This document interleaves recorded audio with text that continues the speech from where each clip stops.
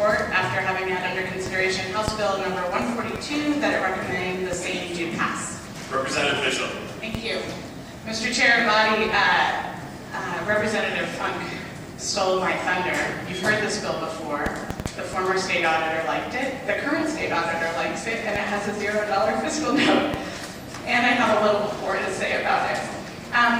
Look, this is back on Groundhog Day, and we're looking at it again, and there's been a lot of feedback that I've gotten about where some of the concerns may have arisen, and some thoughts about how do we get this through, trying to avoid talking about things like federal regulation that really make people nervous. So I want to just tell you a little bit more about the story of the intention of the bill, so that if you have concerns, we have the opportunity to work them out, perhaps in the Senate, but that you don't throw the baby out with the bathwater.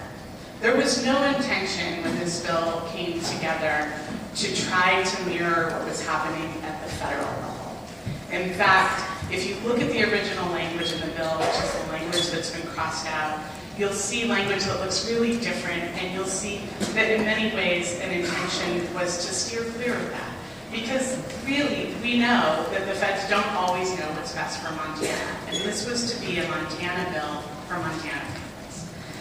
It wasn't until after the session started and we sat down with the current auditor's office and the insurance companies that they fairly, honestly, I think it's a very fair request, said, hey, let's not make an environment for business where the rules are different at the state level than they are at the federal level.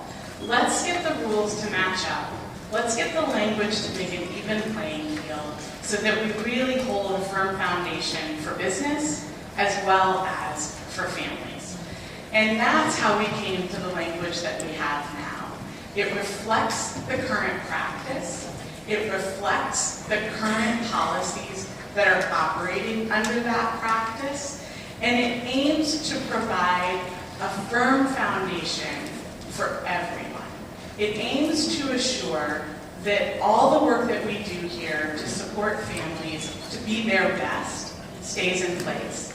It assures that we are holding as firm an environment for business as we can, so that they get to know there are a lot, and we all know, we're making plans in many ways for some of the changes that might come at the federal level. What's pro-business about this is that we get to provide a little bit of assurance, so that with all the unanswered questions that we all are going to be looking at between now and January 1st, we get to provide at least one pretty solid set of answers for our business community about what the expectations will be in our state starting on January 1st.